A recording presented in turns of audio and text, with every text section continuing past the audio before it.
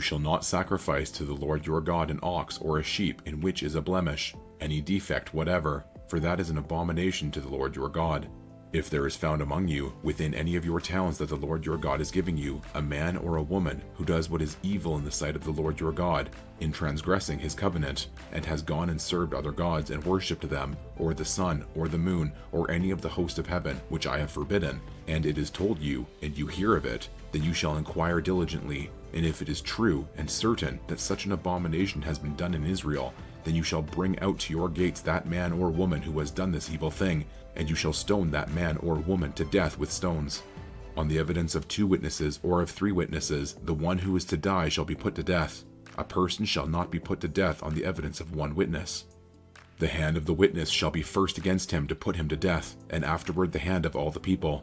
So you shall purge the evil from your midst. If any case arises requiring decision between one kind of homicide and another, one kind of legal right and another, or one kind of assault and another, any case within your towns that is too difficult for you, then you shall arise and go up to the place that the Lord your God will choose, and you shall come to the Levitical priests and to the judge who is in office in those days, and you shall consult them, and they shall declare to you the decision. Then you shall do according to what they declare to you from that place that the Lord will choose. And you shall be careful to do according to all that they direct you, according to the instructions that they give you, and according to the decision which they pronounce to you, you shall do. You shall not turn aside from the verdict that they declare to you, either to the right hand or to the left. The man who acts presumptuously by not obeying the priest who stands to minister there before the Lord your God, or the judge, that man shall die. So you shall purge the evil from Israel, and all the people shall hear and fear and not act presumptuously again. When you come to the land that the Lord your God is giving you, and you possess it and dwell in it, and then say, I will set a king over me, like all the nations that are around me, you may indeed set a king over you, whom the Lord your God will choose. One from among your brothers you shall set as king over you. You may not put a foreigner over you, who is not your brother.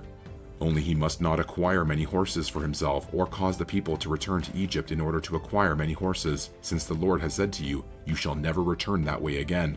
And he shall not acquire many wives for himself, lest his heart turn away, nor shall he acquire for himself excessive silver and gold.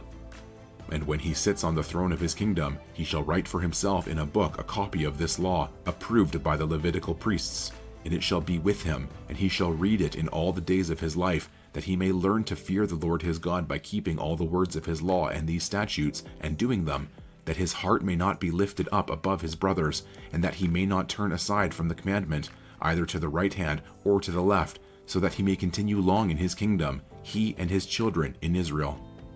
The Levitical priests, all the tribe of Levi, shall have no portion or inheritance with Israel. They shall eat the Lord's food offerings as their inheritance.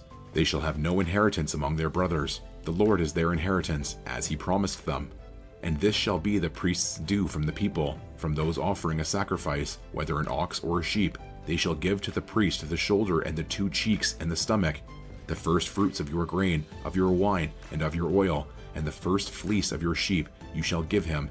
For the Lord your God has chosen him out of all your tribes to stand and minister in the name of the Lord, him and his sons, for all time. And if a Levite comes from any of your towns out of all Israel, where he lives, and he may come when he desires, to the place that the Lord will choose, and ministers in the name of the Lord his God, like all his fellow Levites who stand to minister there before the Lord, then he may have equal portions to eat, besides what he receives from the sale of his patrimony. When you come into the land that the Lord your God is giving you, you shall not learn to follow the abominable practices of those nations. There shall not be found among you anyone who burns his son or his daughter as an offering, anyone who practices divination, or tells fortunes, or interprets omens, or a sorcerer, or a charmer, or a medium, or a necromancer, or one who inquires of the dead. For whoever does these things is an abomination to the Lord. And because of these abominations, the Lord your God is driving them out before you.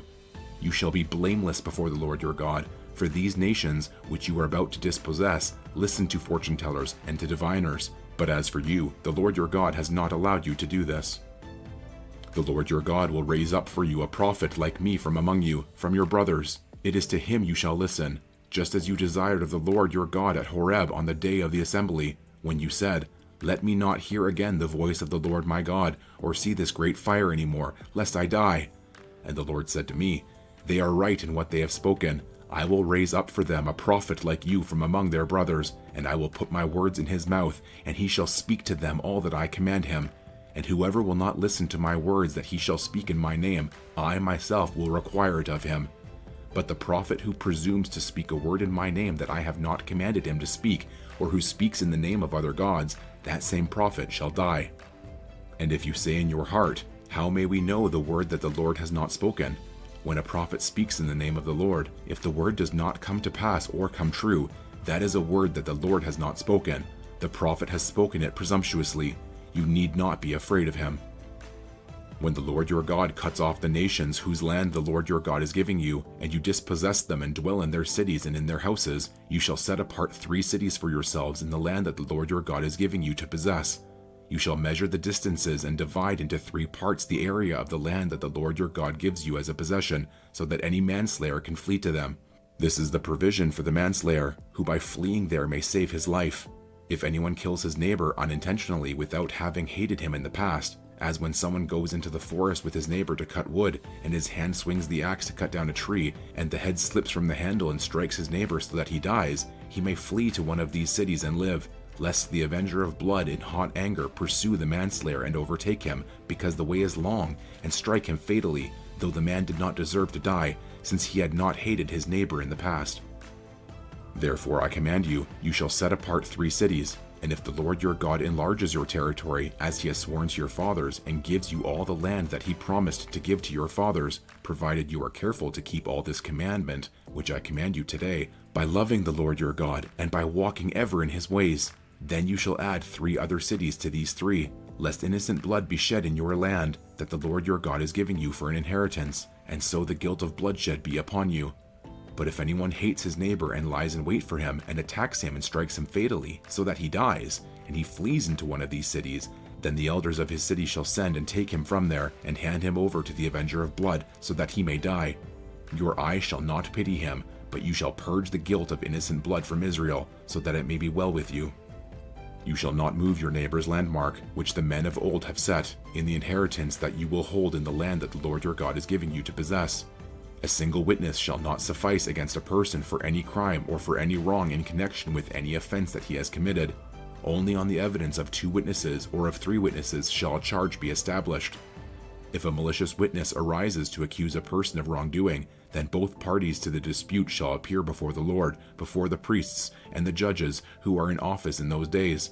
The judges shall inquire diligently, and if the witness is a false witness and has accused his brother falsely, then you shall do to him as he had meant to do to his brother. So you shall purge the evil from your midst. And the rest shall hear and fear, and shall never again commit any such evil among you. Your eye shall not pity. It shall be life for life, eye for eye, tooth for tooth, hand for hand, foot for foot.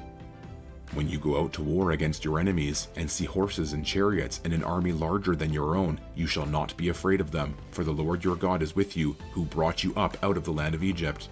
And when you draw near to the battle, the priest shall come forward and speak to the people, and shall say to them, Hear, O Israel, today you are drawing near for battle against your enemies. Let not your heart faint. Do not fear or panic or be in dread of them, for the Lord your God is he who goes with you to fight for you against your enemies, to give you the victory.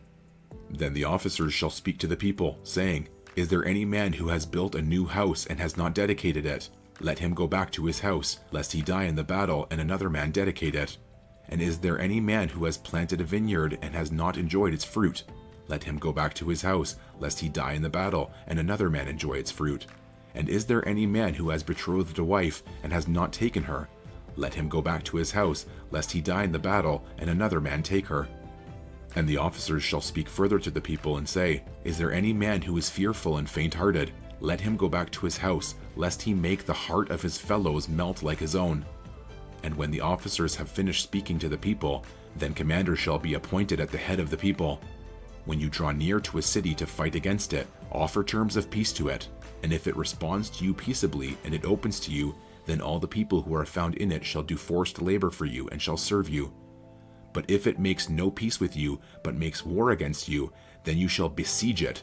And when the Lord your God gives it into your hand, you shall put all its males to the sword, but the women and the little ones, the livestock and everything else in the city, all its spoil, you shall take as plunder for yourselves. and you shall enjoy the spoil of your enemies, which the Lord your God has given you. Thus you shall do to all the cities that are very far from you, which are not cities of the nations here. But in the cities of these people that the Lord your God is giving you for an inheritance, you shall save alive nothing that breathes, but you shall devote them to complete destruction. The Hittites and the Amorites, the Canaanites and the Perizzites, the Hivites and the Jebusites, as the Lord your God has commanded, that they may not teach you to do according to all their abominable practices that they have done for their gods, and so you sin against the Lord your God. When you besiege a city for a long time, making war against it in order to take it, you shall not destroy its trees by wielding an axe against them. You may eat from them, but you shall not cut them down. Are the trees in the field human, that they should be besieged by you?